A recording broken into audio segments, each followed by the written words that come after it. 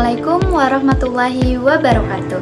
Perkenalkan, nama saya Rasya Alia Mukbita dengan NIM 250160048, Prodi Pendidikan Bahasa dan Sastra Indonesia, Departemen Bahasa dan Sastra Indonesia dan Daerah, Fakultas Bahasa dan Seni, Universitas Negeri Padang.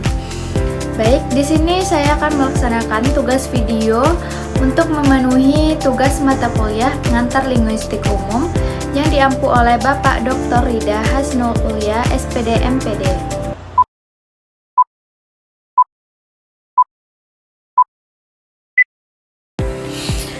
Baiklah, di sini saya mengambil materi mengenai hakikat linguistik. Materi yang pertama yaitu pengertian linguistik. Linguistik berasal dari kata lingua yang berarti bahasa dan dapat diartikan yaitu sebagai ilmu yang mengkaji bahasa secara ilmiah. Menurut para ahli, yaitu Martinet, linguistik adalah ilmu yang mempelajari tentang bahasa manusia.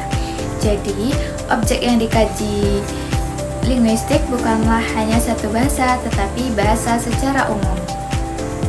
Selanjutnya, materi yang kedua yaitu objek kajian linguistik.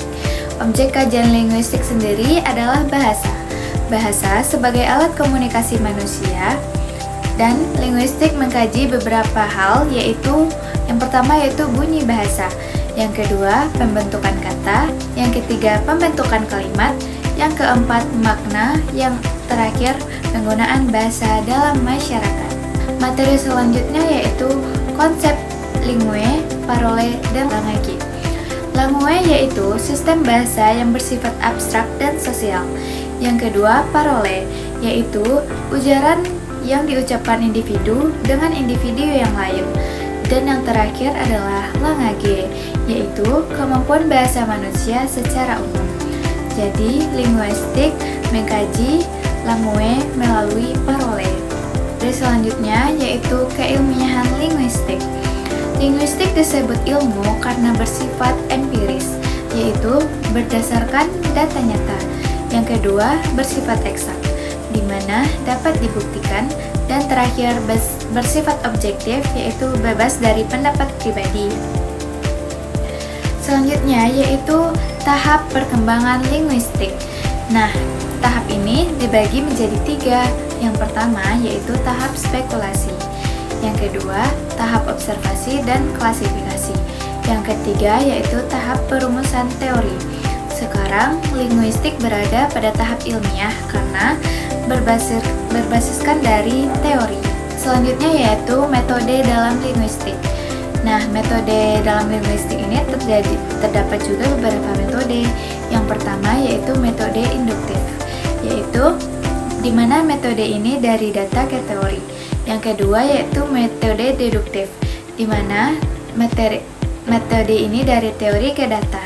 Selanjutnya langkah penelitian, pengamatan data, pencarian pola, perumusan hipotesis, dan pengujian hipotesis.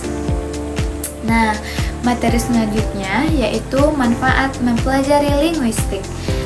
Terdapat juga beberapa manfaat untuk mempelajari linguistik loh. Yang pertama yaitu membantu guru dalam mengajar bahasa. Yang kedua yaitu membantu menerjemahkan penjemah secara tepat. Selanjutnya yaitu membantu penyusunan kamus dan buku. Dan yang terakhir yaitu membantu memahami kaidah berbahasa dengan benar dan lain sebagainya. Nah, selanjutnya yaitu contoh penerapan linguistik. Contohnya yaitu ejaan dan pembentukan kata.